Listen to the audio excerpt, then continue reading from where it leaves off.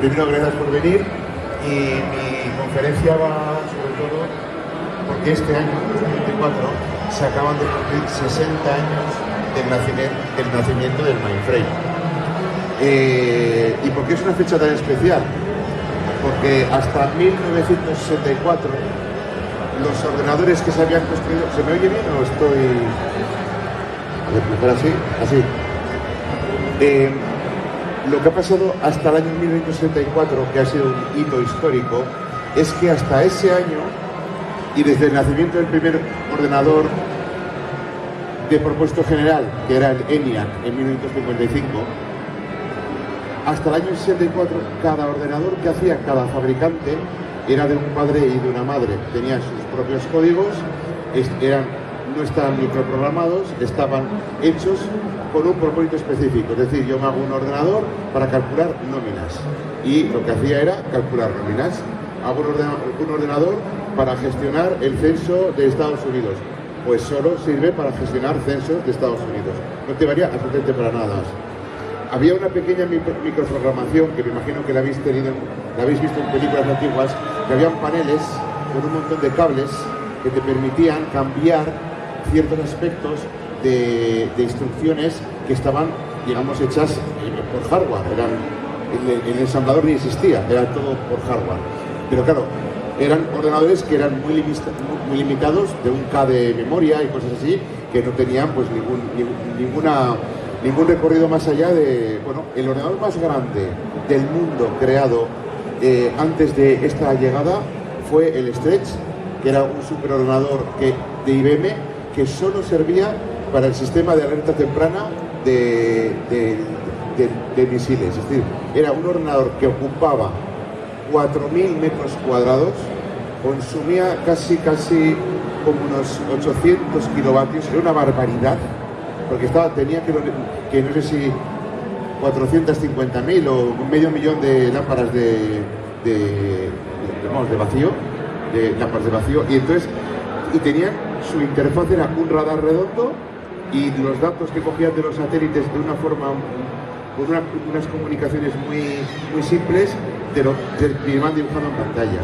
Y de hecho, en muchas películas habéis visto los típicos paneles con un montón de lucecitas así y tal, y muchos interruptores. Esos son paneles que antes de que se achatarrara el Stretch, Hollywood cogió esos paneles para luego poner en películas, para que quedaran los blinking lights, ¿no? Entonces, pero claro, ese ordenador, que era una pasada, porque ya tenía creo que 4K de memoria, era memoria en núcleos de ferrita, que estamos hablando de armarios y armarios y armarios, solo para 4.000 caracteres, pues solo valía para gestionar el sistema de defensa de misiles, de la alerta temprana. Y ya.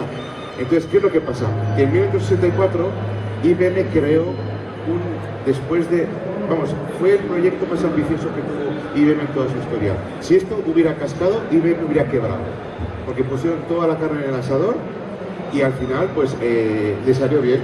Crearon el primer ordenador basado en arquitectura de von Neumann y de Alan Turing, en el cual podías tener un ordenador de propósito general con una memoria de datos y memoria de instrucciones, y crearon un lenguaje ensamblador para poder cambiar en cualquier momento mi programa y hacer otras cosas. Que quiero hacer un cálculo de nóminas, lo hago. Luego cierro ese programa y abro otro de gestión de almacenes. Cierro ese programa y abro otro de gestión de stocks, por ejemplo. Y entonces, en ese mismo momento, IBM generó una arquitectura que la llamó el System 360. ¿Por qué? Porque eran 360 grados de posibilidades que podías tener en vez de un ordenador de propósito fijo. ¿De acuerdo? Entonces, lo bueno que tuvo esto es que generó también un sistema modular. O sea, yo tenía la CPU por un lado, controladoras por otro y dispositivos por otro. ¿De acuerdo? Y toda su conexión era estándar. Era lo que llaman pues, un sistema de canales paralelos, que eran unos cables que eran denominados bus y tag, que al principio tenían una velocidad de transmisión de 3 megabytes por segundo, en 1964, 3 megabytes por segundo, y ya más adelante ya de 4,5 megabytes por segundo, pero bueno. Entonces, lo bueno que tenía eso era que yo, con una CPU, podía hacer mi ordenador que me diera la gana. Yo pongo una CPU, una controladora de cintas, una controladora de discos y una controladora de impresoras. Ya tenía impresoras, entonces lo que podía hacer, y terminales. Yo metía una controladora de tarjetas perforadas, metía mi programa en tarjetas, que podía estar programado en COBOL, podía estar programado en Fortran, o sea, hubo una explosión de lenguajes de programación justo por esto, porque como te podían ejecutar cualquier cosa, pues bueno, fue la revolución. O sea, de hecho, si no se hubiera inventado esta arquitectura, el PC, tal y como lo conocemos, tampoco existiría. Porque el PC, toda la arquitectura se basa en esto, ¿de acuerdo? Entonces, los primeros modelos de sistema 360 fueron el modelo 30, que es el que tenemos aquí, el modelo 40, un poco más grande, y el espacio de direcciones, es decir, el espacio de memoria, era de 24 bits. O sea, este sistema podía direccionar hasta 16 megabytes de RAM. Eso no significa que los ordenadores fueran de 16 megabytes, no, igual eran de 1 mega o de 512K. Y entonces, ¿qué fue lo que IBM sacó junto con el hardware? Pues un software. En este caso, unos sistemas operativos que eran MFT, MVT y DOS 360. MFT es Multiprogramming with Fixed Number of Tasks. Y este era multiprogramación con número variable de tareas. Esto era una pasada, porque esto significaba, era el primer sistema que podías tener varios programas funcionando a la vez. Que se fue, hasta ahora no había eso. O sea, era un programa, funciona y acaba. Y luego metes otro programa, funciona y acaba. ¿De acuerdo? Y el DOS era Disk Operating System, este era un sistema en el que tú compartimentalizabas la memoria y decías, pues este proceso de nóminas quiero que me ocupe un K. Y este proceso de almacenes, 2K. Era muy fijo. Y entonces te hacías tu arquitectura con varios programas a la vez. Era mucho más simple.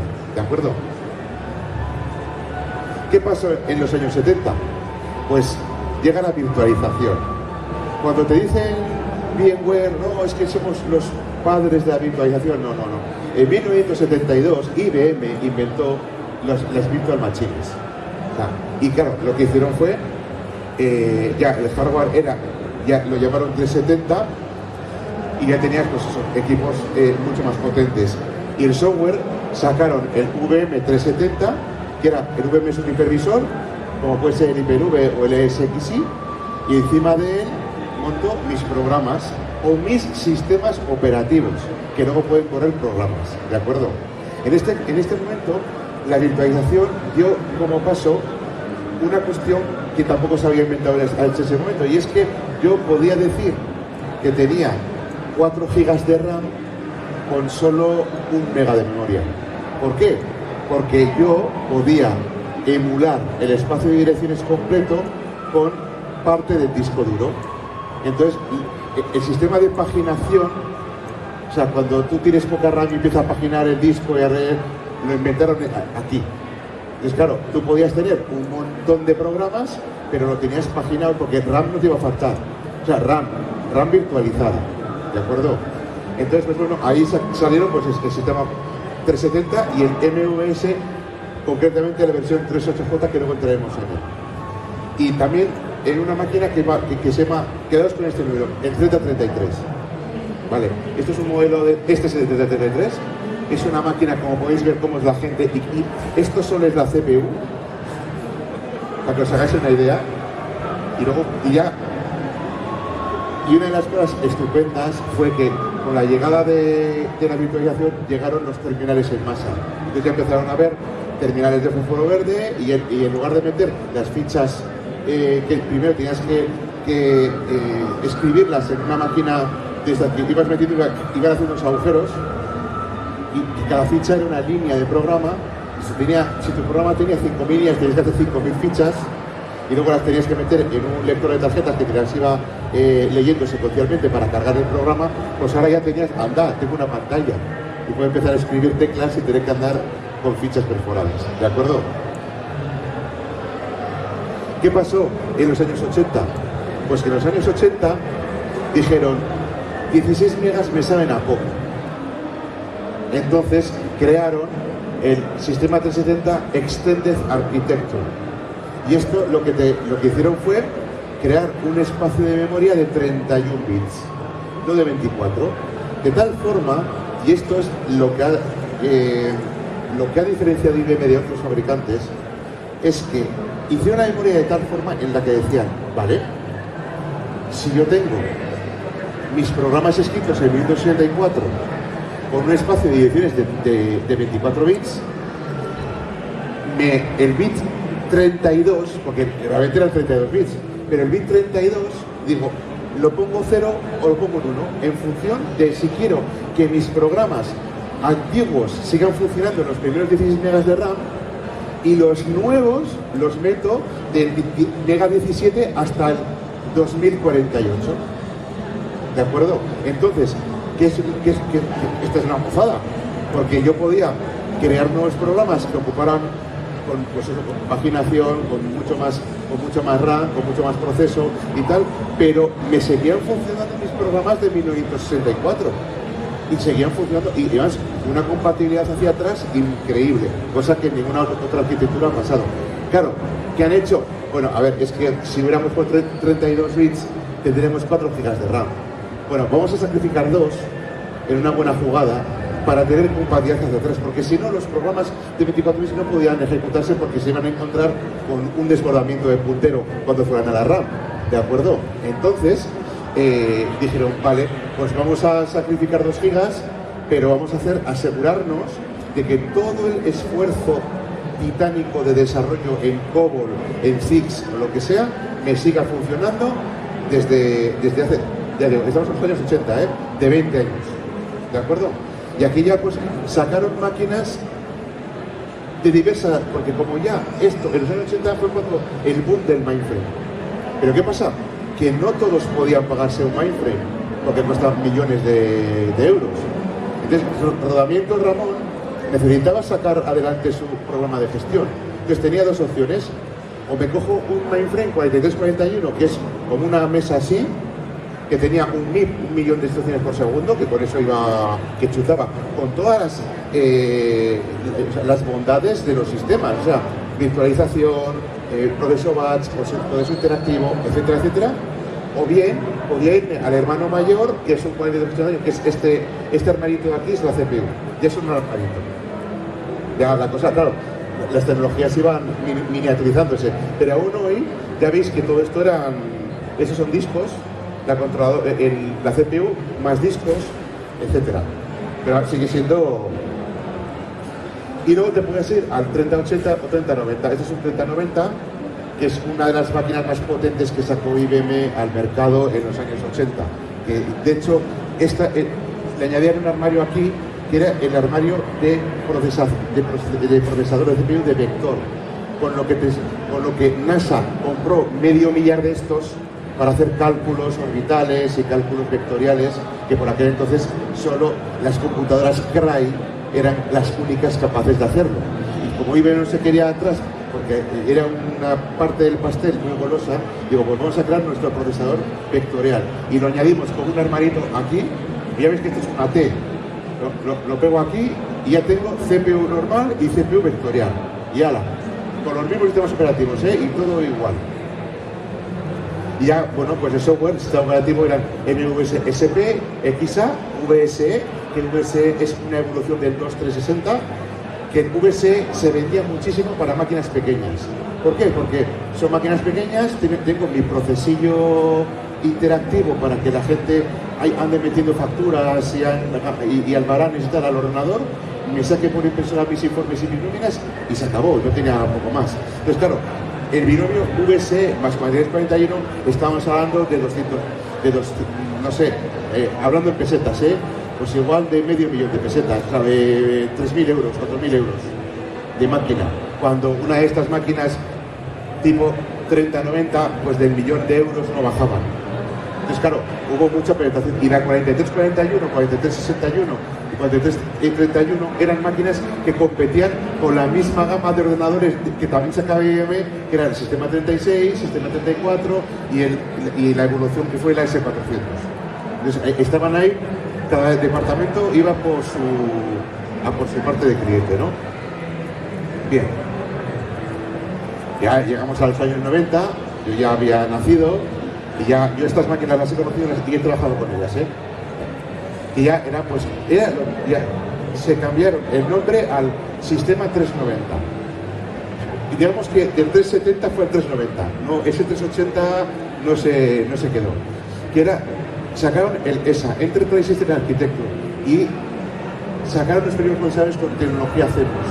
La tecnología CEMOS hasta los equipos anteriores, la tecnología que tenían era bipolar, lo que significaba que la CPU, cuanto más megahercios, el calor que tenía que disipar era impresionante, y todas las máquinas eran refrigeradas por agua, porque no podía, o sea, el aire era incapaz. Pero con la tecnología CEMOS pasaron dos cosas. No había apenas disipación de calor y podía miniaturizar de una forma brutal. Y realmente el 3090 de mayor gama era el 9372, que es esta máquina de aquí, de más baja gama. Y claro, cuando un 3090 te consumía unos 30.000, 40.000 vatios, esto 1.200 vatios. O sea, lo puedes tener encendido en casa. ¿De acuerdo? Entonces, claro, fue una revolución. Entonces, el hardware, pues eso, el ES9000, que aquí está la coña con el HAR 9000, de la serie 9000, que son esta es una máquina 9121. Esta máquina salieron, esta era refrigerada por aire, esta era refrigerada por agua, y luego esta, que también era refrigerada por aire, pero ya pues, era el 9072, multiprice, tal. Pero seguíamos teniendo el problema de los 2 GB de RAM. Entonces, ¿cómo arreglamos el problema? Pues IBM sacó de la manga una cosa que se llama memoria expandida. Seguro que los que sois antiguos de MS2 reconocéis que teníamos los primeros 640K y el resto era o memoria extendida que tienes que poner en el config.sys la memoria extendida o la memoria expandida. Pues estos fueron los precursores. Y claro, porque claro, yo puedo hacer que mi programa principal funcione en el espacio de 131 bits, pero la caché me la llevo a otra memoria. Y entonces puedo tener literalmente gigas y gigas y gigas de RAM funcionando, ¿de acuerdo? Y al software pues se va a MVS ESA, que luego lo llamaron OS 390, cuando una de las cosas que tiene IBM es el rebranding, que me lleva por la calle de amargura, porque cada 10 años ya no les gusta el nombre, entonces tienen que cambiar de nombre.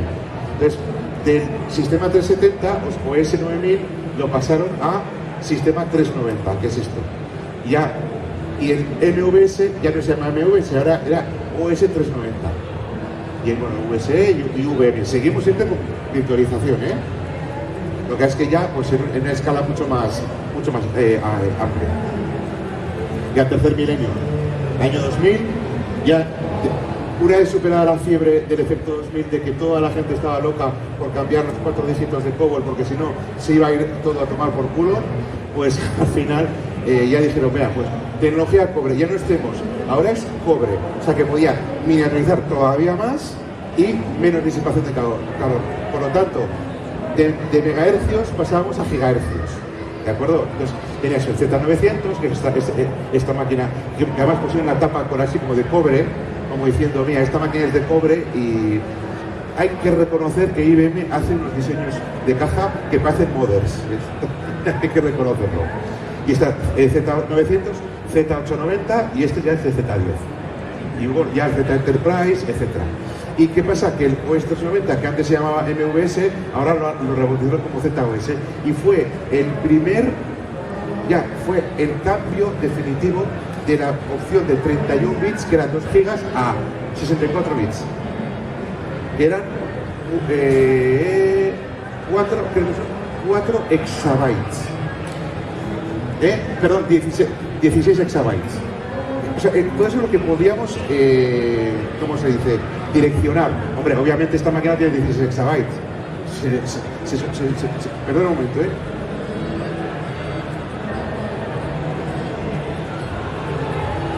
Sí, horas, perdona, dime, estoy en una charla ahora.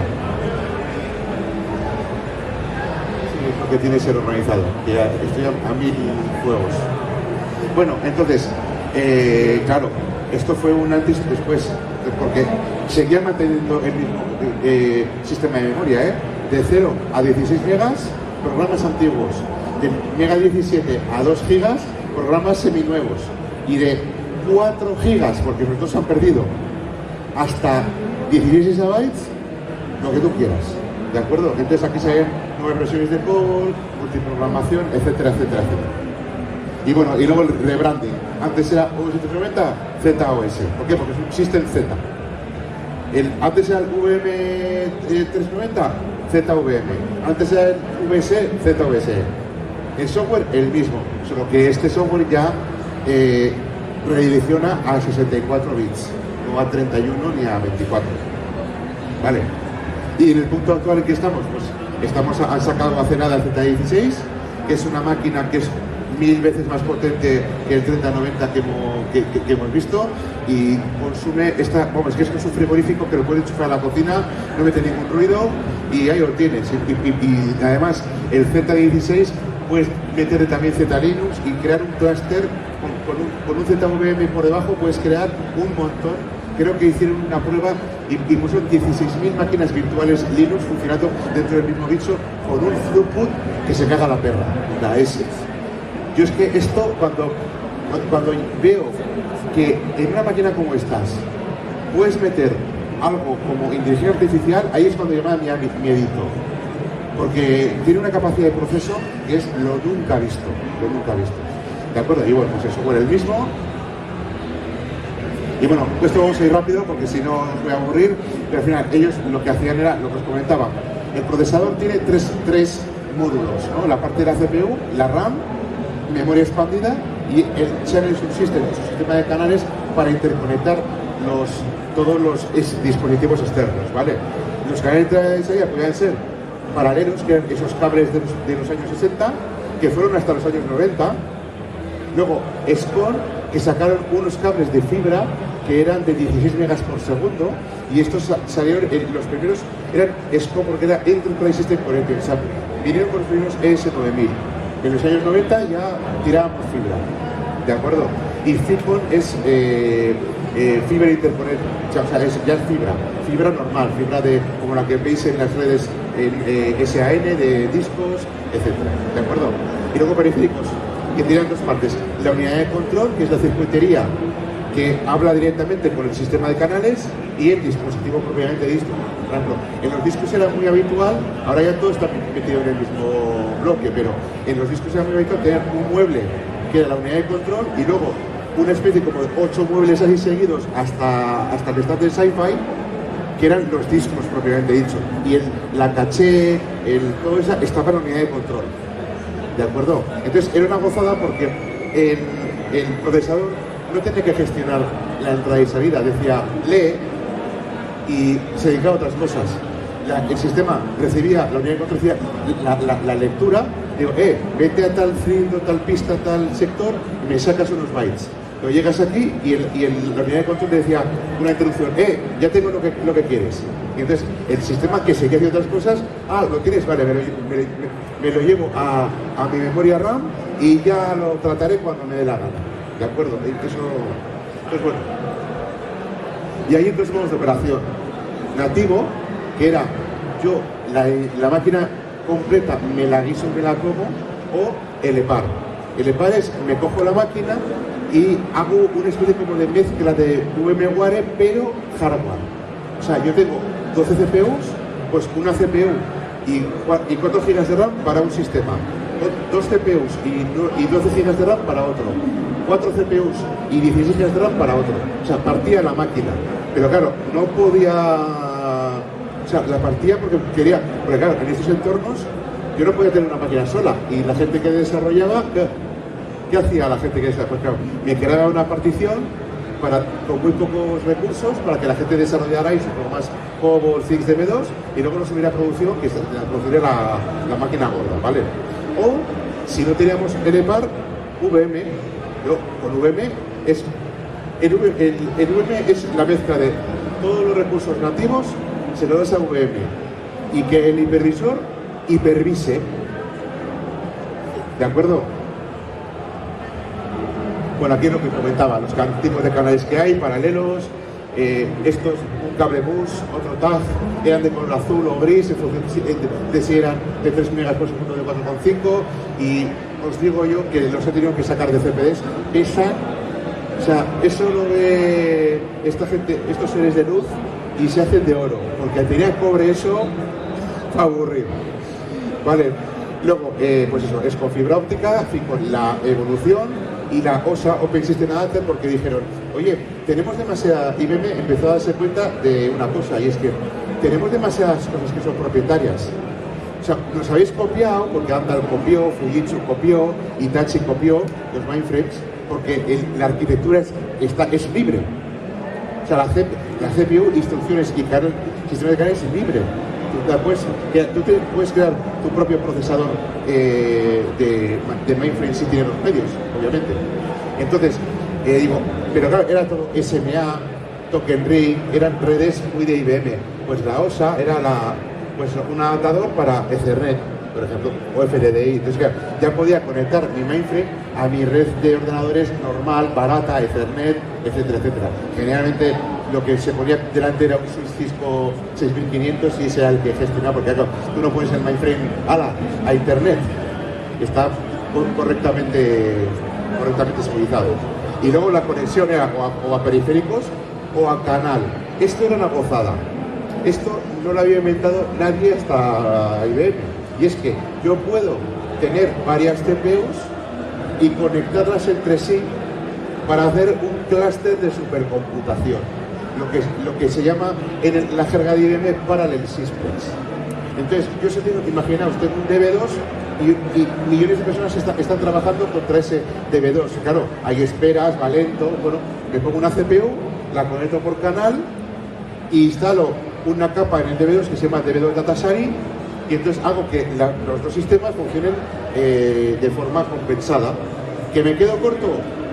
¿O quiero tener un CPU de contingencia? Me creo otro mainframe, los conecto en una configuración de triángulo, puede ser en estrella o puede ser en anillo. Entonces, todos tienen la misma información, se me cae una instalación y el resto ni se entera, porque de eso se trata de tener disponibilidad. O sea, una Wall Street o la bolsa de Bilbao que tenía no puede permitirse el lujo de que se le caiga un rayo y se apague la máquina y la UPS se fría y la gente se queda sin poder comprar y vender acciones. Pues tenían un Parallel Systems con el CPD de la BBK de Gran Vía 35, creo que es. O sea, tenían dos y estaban funcionando activo completamente, ¿de acuerdo? De hecho, ahora en Cuchabán tienen el CPD principal de Cuchabán, que está en Informática de Euskadi, en el edificio del Parque Tecnológico de Zamudio, y el CPD de contingencia está en Ibaeta, en la esta de Cucha, en San Sebastián, al lado de Ondarreta, y está funcionando en activo, ¿de acuerdo? Y bueno, esta es la arquitectura, ¿no?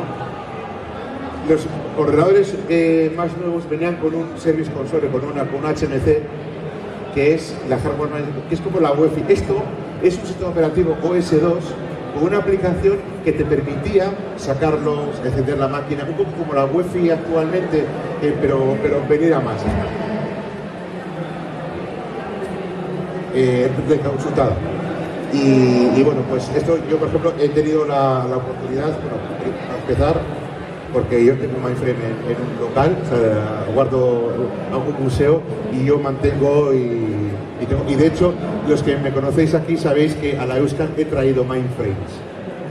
O sea, mainframe con sus discos, con su robótica automatizada para hacer los backups, todo eso lo he traído. Mucho me conocéis de eso. Y bueno, llegamos a este punto, digo, el fin del mainframe, porque hay gente que dice, es que el mainframe es muy caro, tenemos que sacar todo a máquinas más pequeñas porque son más baratas.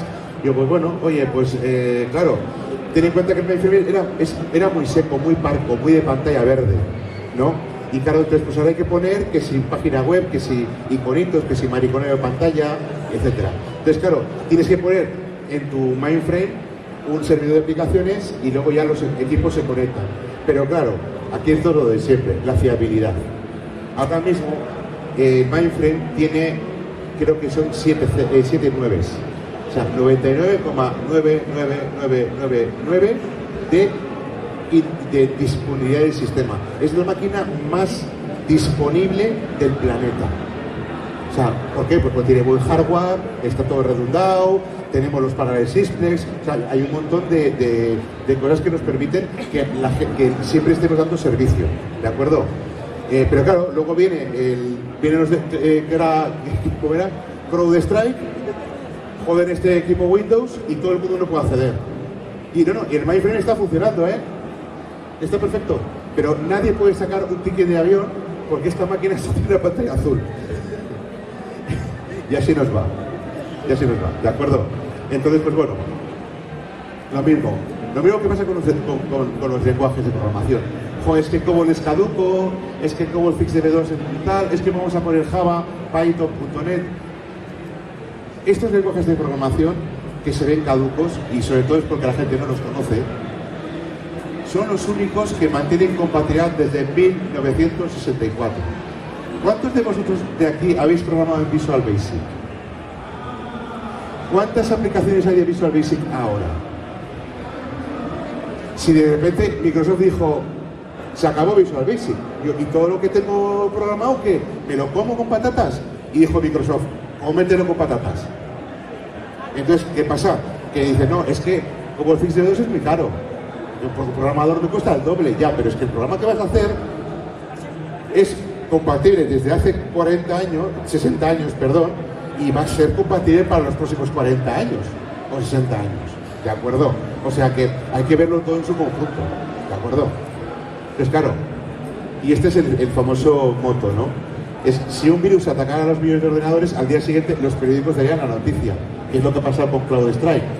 Pero si un virus ataca un mainframe, al siguiente no hay periódicos. O sea, volvemos a la edad de piedra. Creo que la gente no es consciente, y por eso tengo yo un canal también de divulgación llamado Mainframe Corner, ya lo suelto. La gente no es consciente a qué nivel estamos conectados a un mainframe sin saberlo. El día que falla un mainframe, volvemos a la edad de piedra. Porque no podemos sacar dinero, no podemos pagar un peaje, no podemos sacar, o sea, no podemos echar gasolina. O sea, va a ser, por eso os digo que son máquinas que están probadas, que tienen su algo. Bueno, pues eso, esto un poquito de lo que estáis aquí, creo que sois conscientes de que hay una diferencia, pero claro, tampoco vas a instalar un mainframe en una zapatería. O sea, que cada entorno tiene su lugar, ¿de acuerdo? Al final, oye, pues mira, la gente, digamos, mantiene el mainframe, hay muchas instalaciones que lo han quitado, pero la gente las empresas que lo mantienen, sobre todo son empresas que, ¿cuánto me cuesta en dinero no tener mi dato online? Por ejemplo, lo que pasó con esto, en Estados Unidos, Delta Airlines United tuvieron que poner toda su flota en tierra, como en el ataque de las Torres Gemelas, porque no podían facturar ni una maleta ni un billete, y toda la gente se quedó en tierra y se cancelaron miles y miles de vuelos en un día. ¿Por qué? Porque no había acceso al sistema.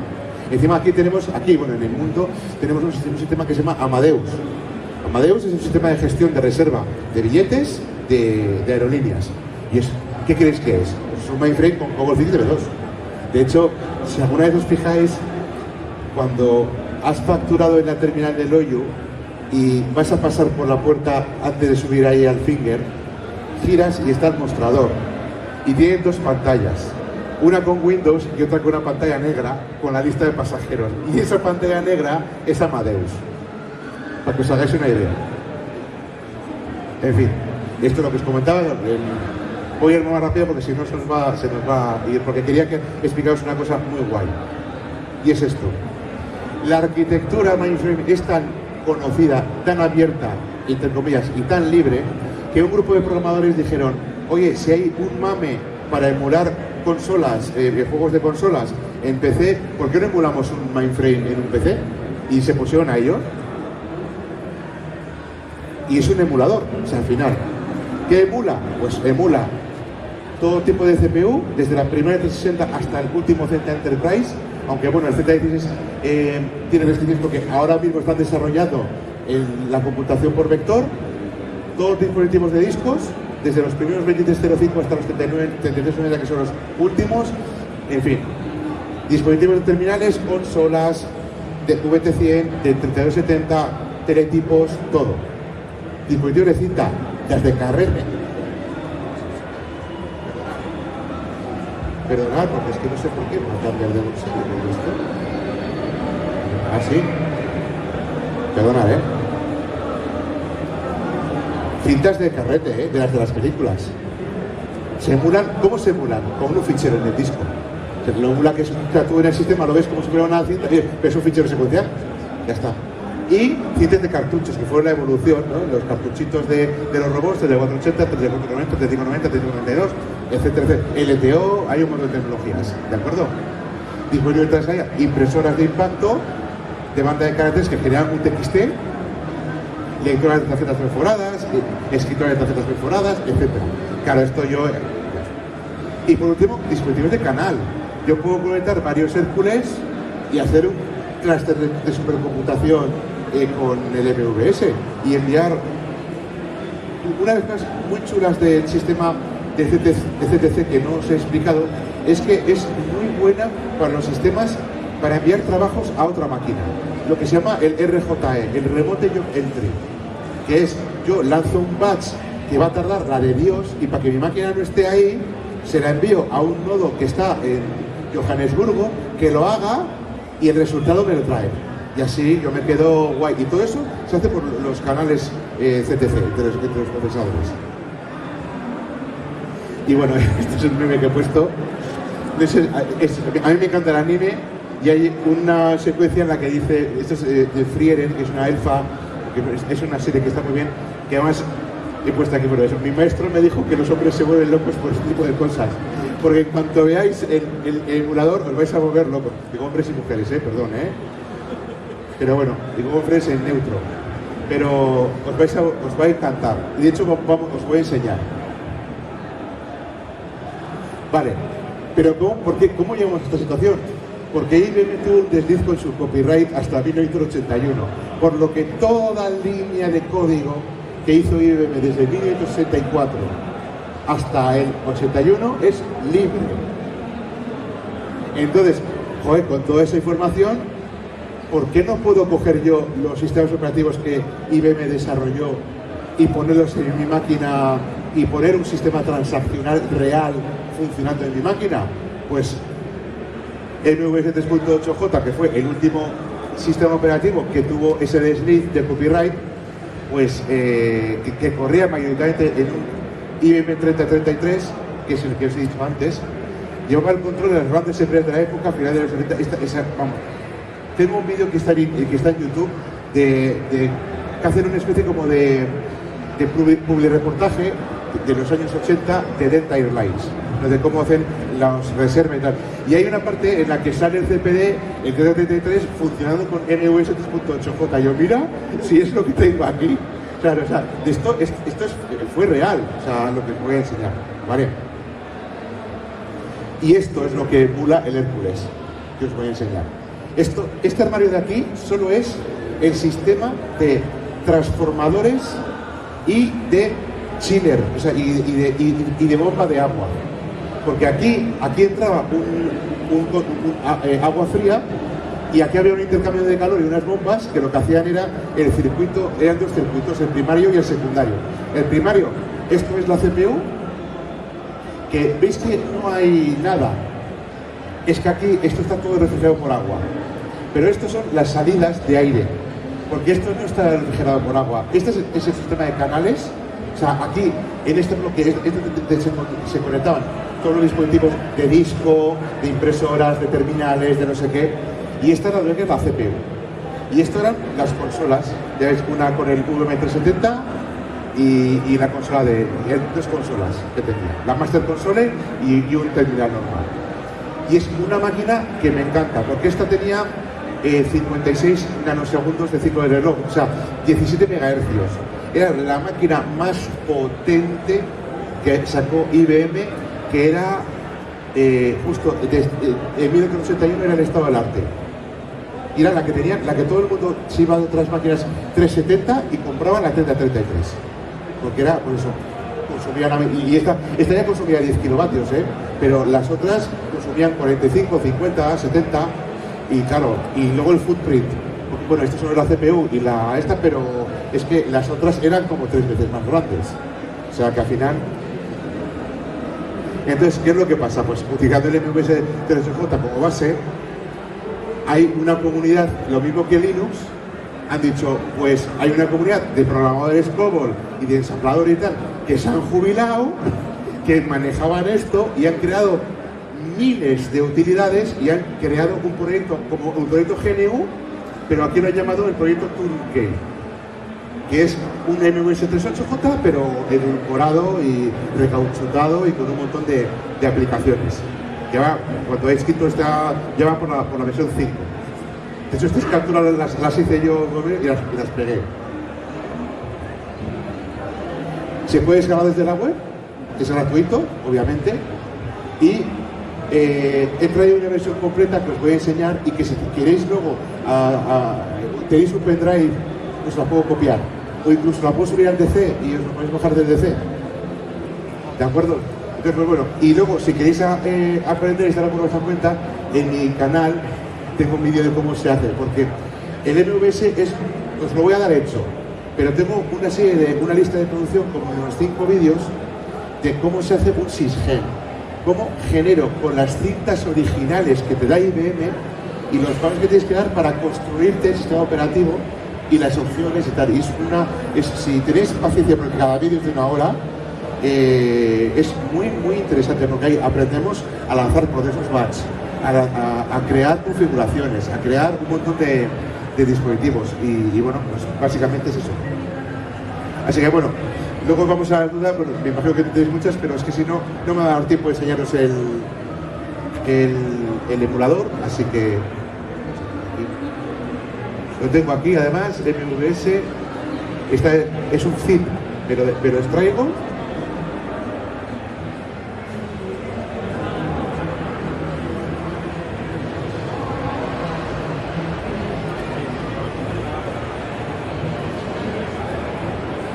Es un zip que ocupa 700 megas.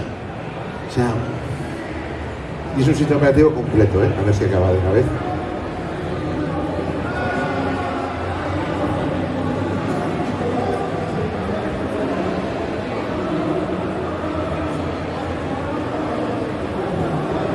Por esto voy a hacer aquí una cosa, esto fuera. Es que eso es un equipo que tengo ahí para el cosplay, para mañana, porque todas las puntuaciones las estoy haciendo en S400, en S400, sí. A ver si acaba ya. Sí, el rack negro que aparece, que pone Weyland Yutani, ese es. A las 7 no harás tú la presentación, ¿o tú? ¿Eh? A las 7 no harás tú el tour o la presentación, ¿no? No. Tengo que hacer ahora un tour, precisamente por... Bueno, a ver si acaba.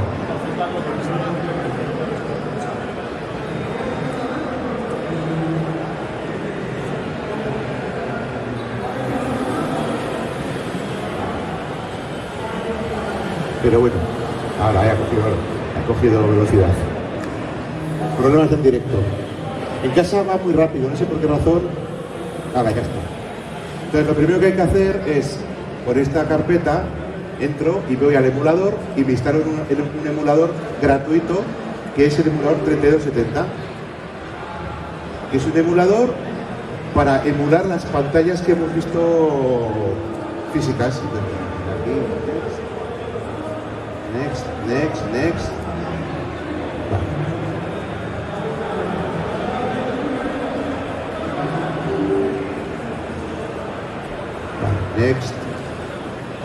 Next y finish. Y luego aquí, esto que pone base hay que copiarlo a la carpeta de mis documentos, porque así ya tengo todas las emulaciones.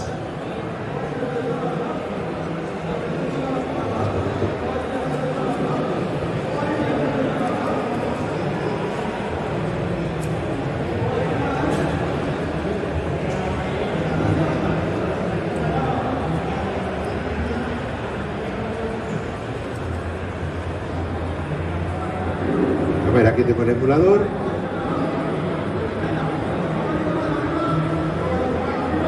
si ahora funciona. Me copio esto, control C, y se supone que mis documentos, aquí están. Lo pego.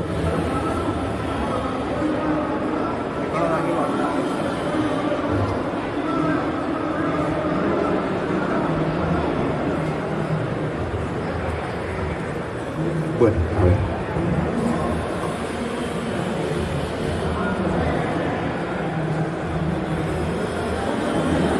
A ver si está aquí. Sí, aquí está.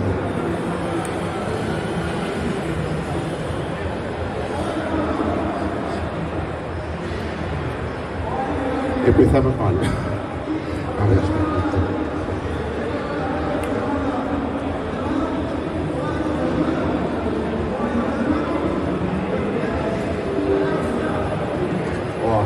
Bueno, no os preocupéis, creo la sesión directamente y ya está. Bien, lo que hay que hacer es, nos vamos a nuestra carpeta comprimida de Hércules MVS, entramos aquí y hay un punto .bat que es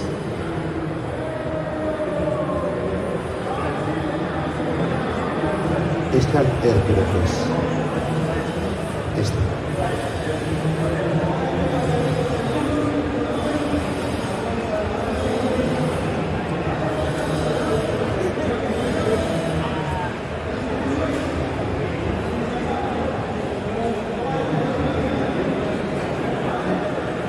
Pues suena de algo, ¿no? El emulador. Vale, pues ahora tenemos el 3033 encendido, pero tenemos que encender el emulador, ¿vale? El terminal.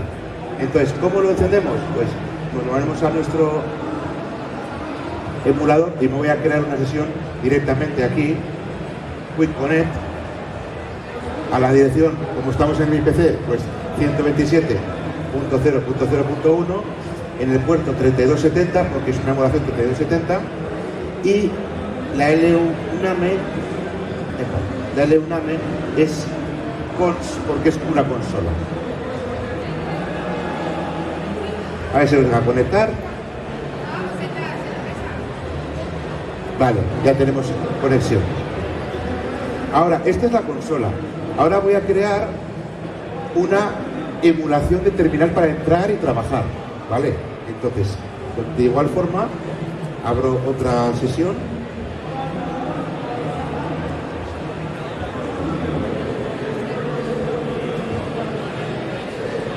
Aquí igual incluso voy a cambiar la configuración para que sea una sesión de pantalla completa.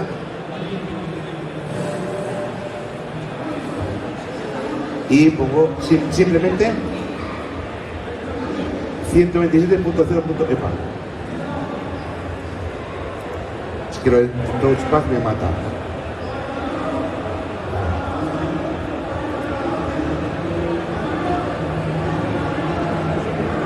Y sin más,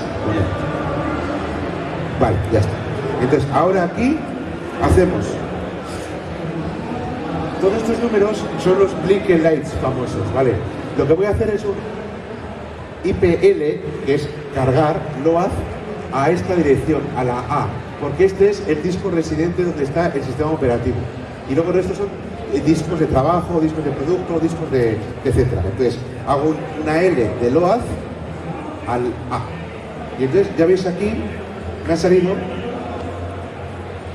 un arranque, es especificar parámetros del sistema. Esto ya estamos arrancando el mainframe, ¿de acuerdo? Aquí respondemos reply espacio 00,CLPA porque quiero que me haga una limpieza de memoria. Pues enter. Pero ya empiezan a salir un montón de mensajes de arranque. Estoy arrancando el GES2, estoy arrancando los iniciadores del GES2, el sistema de entrada de trabajos batch, etc. Entonces va a ir poco a poco, vamos a ir tarda un rato, bueno, un rato, unos segundos. Esto en un 3033 se tira 5 minutos arrancando, pero aquí en un portátil de estos pues va. Entonces vamos a. Cuando vea aquí. Bueno, mientras esto, podemos minimizar incluso esto, dejarlo en un lado.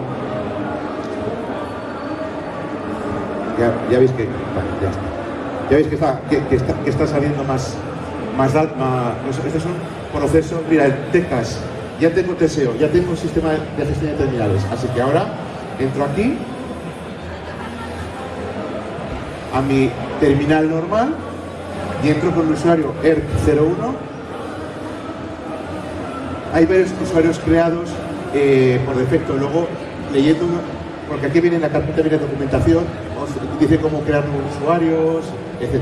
Entonces entro con el logo ERC01 y el password es SIS1. SIS1, ya estoy entrando. Bienvenido. O sea, esta es la pantalla que en 1980 salía, pero luego sacaron, bueno, esto es un Fortune Pupijar, muy linuxero, y esta es nuestra ventana de gestión de desarrollo, el ISPF. Y aquí, por ejemplo, pues yo puedo perfectamente, pues mira, la opción 3, voy a hacer un 4 dataset list, y podemos ver, por ejemplo, pues ERC01. Esto, por ejemplo, son datasets, son librerías en las que yo puedo guardar trabajos batch, etc. Por ejemplo, voy a poneros una muy rápido. Browse. Vale. Una que tenga, por ejemplo, de Power o algo.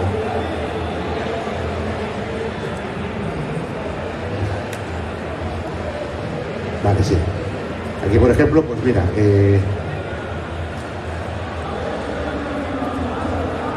y esto, por ejemplo, es un trabajo, es un JCL.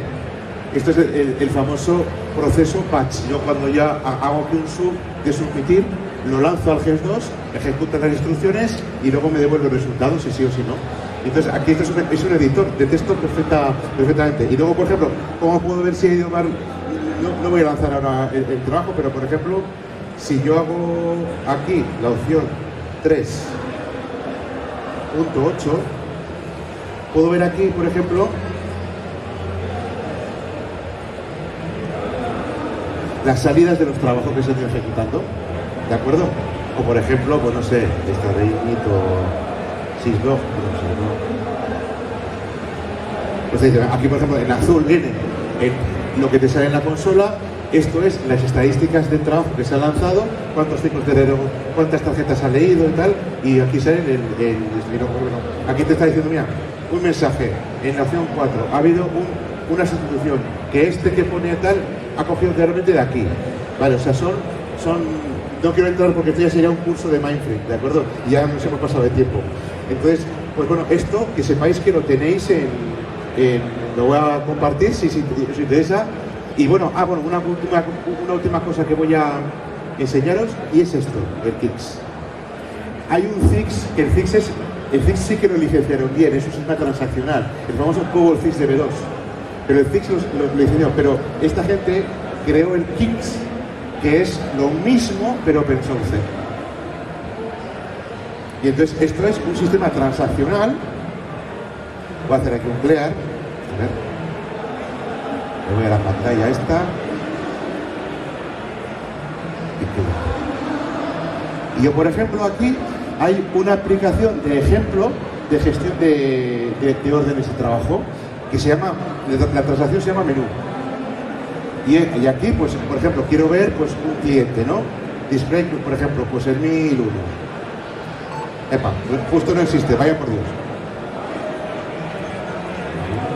Ah, sí, mira, 4001 sí. Aquí, por ejemplo, eso. Aquí vienen pues, los datos del cliente, ¿no? Por otro lado, si yo, por ejemplo, puedo mantener y puedo dar de alta nuevos clientes, cambiar clientes, borrar clientes, por ejemplo, el 4001 lo quiero, por ejemplo, cambiar. Y aquí puedo cambiar los datos de su dirección, de su nombre, etcétera, etcétera. Esto es como si fuera un sistema transaccional normal, contra ficheros VSAM. Aquí no existía el DB2, porque no se había inventado todavía, pero el sistema de base de datos que tenían el MVS era VSAM. Entonces, claro, es un sistema rapidísimo a la hora de... Y aquí, por ejemplo, entramos órdenes. Por ejemplo, el usuario 4001... Por el pillo esa cosa.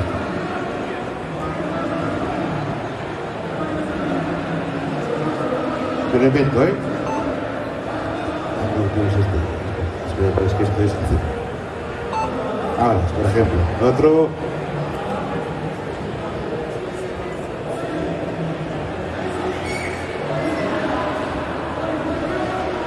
Y esto, por ejemplo, una orden de trabajo, que le doy al enter. Mira, orden poster. Ya tengo un esto con orden de trabajo. Y ahora, por ejemplo, pues puedo con F3 comprobar. A ver si. Ah, no, aquí no está.